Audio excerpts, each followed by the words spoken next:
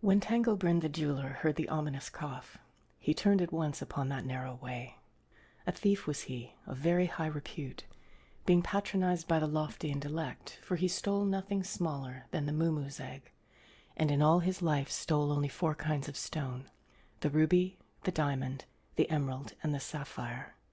And, as jewelers go, his honesty was great. Now there was a merchant prince who had come to Thangobrind and had offered his daughter's soul for the diamond that is larger than the human head, and was to be found on the lap of the spider idol Hlо-Hlö, in his temple of Mungaling, for he had heard that Thangobrind was a thief to be trusted.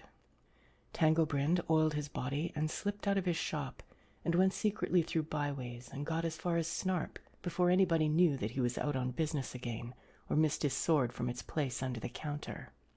Thence he moved only by night, hiding by day and rubbing the edges of his sword, which he called Mouse because it was swift and nimble. The jeweler had subtle methods of traveling. Nobody saw him cross the plains of Zeed. Nobody saw him come to Mursk or Tlun. Oh, but he loved shadows. Once the moon, peeping out unexpectedly from a tempest, had betrayed an ordinary jeweler. Not so did it undo Thangobrind. The watchman only saw a crouching shape that snarled and laughed. "'Tis but a hyena," they said. Once in the city of Ag, one of the guardians seized him, but Thangobrind was oiled and slipped from his hand. You scarcely heard his bare feet patter away.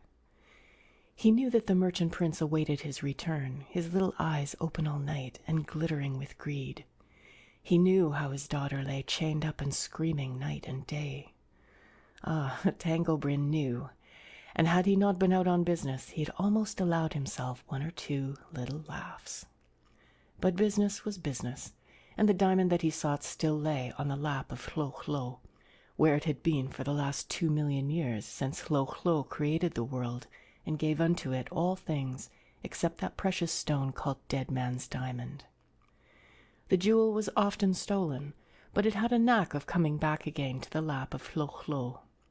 Thangobrind knew this, but he was no common jeweler and hoped to outwit Hlö-Hlö, perceiving not the trend of ambition and lust, and that they are vanity. How nimbly he threaded his way through the pits of Snood, now like a botanist scrutinizing the ground, now like a dancer leaping from crumbling edges. It was quite dark when he went by the towers of Tor, where archers shoot ivory arrows at strangers, lest any foreigner should alter their laws, which are bad, but not to be altered by mere aliens. At night they shoot by the sound of the stranger's feet. O Thangobrind, Thangobrind, was ever a jeweler like you? He dragged 2 stones behind him by long cords, and at these the archers shot.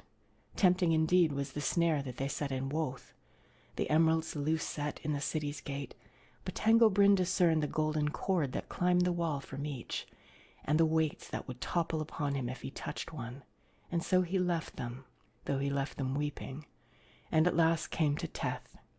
There all men worship Hlö-Hlö, though they are willing to believe in other gods, as missionaries attest, but only as creatures of the chase for the hunting of Hlö-Hlö, who wears their halos, so the people say, on golden hooks along his hunting belt. And from Teth he came to the city of Mung and the temple of Mungaling, and entered and saw the spider idol Hlö-Hlö, sitting there with Dead Man's Diamond glittering on his lap, and looking for all the world like a full moon, but a full moon seen by a lunatic who had slept too long in its rays.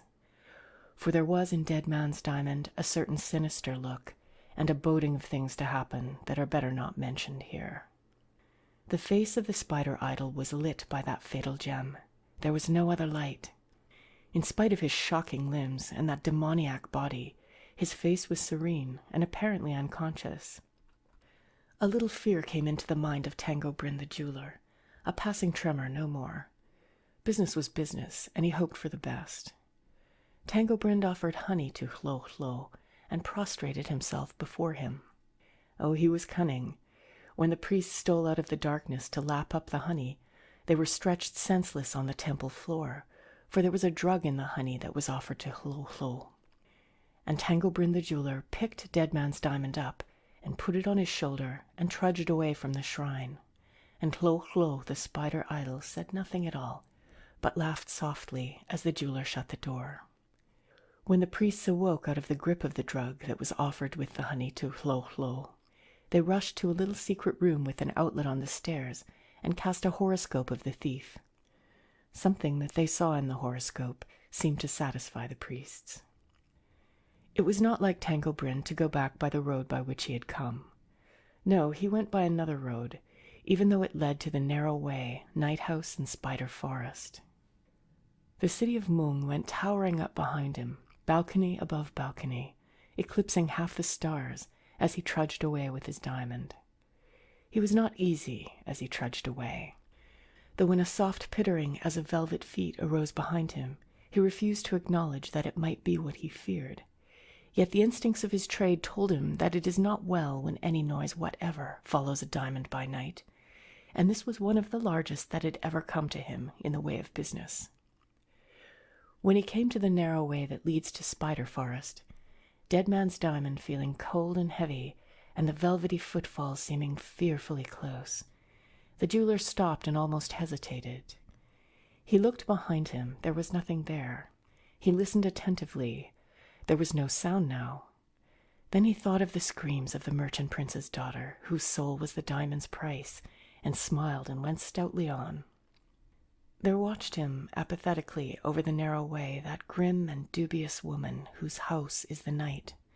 Thangobrind, hearing no longer the sound of suspicious feet, felt easier now.